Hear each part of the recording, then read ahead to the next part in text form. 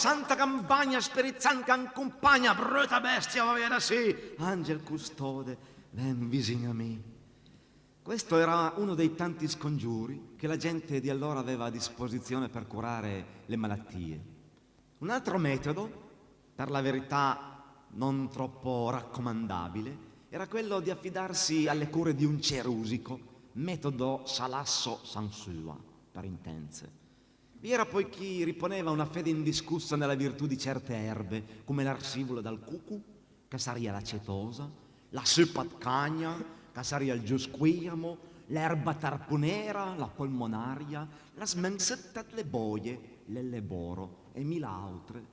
Tutto questo insieme di credenze venne riunito in seguito in vari trattati di scienza empirica, che costituiscono interessanti documenti del nostro costume popolare, come quella stampa a Turin nel 1530, autur un certo Guido Francesco Ratti, intitolato Selva medicinale nella quale stanno ristretti vari segreti d'erbe, le quali non vengono stimate da alcuno.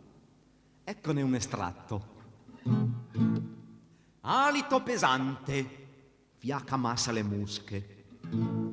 Pigliare cime di foglie di fico e mangiarne alla mattina a digiuno.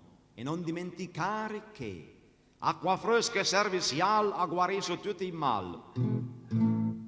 Serpentina risipola. Impiastri di felce mentre si recita lo scongiuro.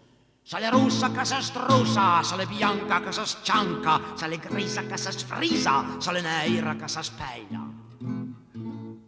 Dolori di parto, dolor di scubi.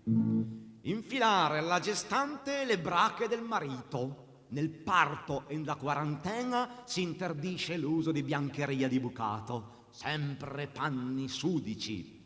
E non dimenticare che al vino pleve la suppa a fampini la pulpa.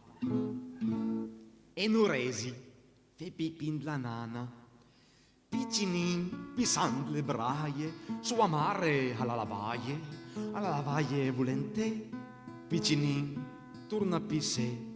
E allora pigliare ruta, farne sugo, stemperare in vino buono e darne a bere ogni giorno. Singhiozzo, San Giut o contratempo. Recitare per 7 volte di seguito e senza respirare. San Giut bigus la ranta al pus la ranta sia San Giut va via, San Giut bigus la ranta al pus la ranta sia San Giut va via.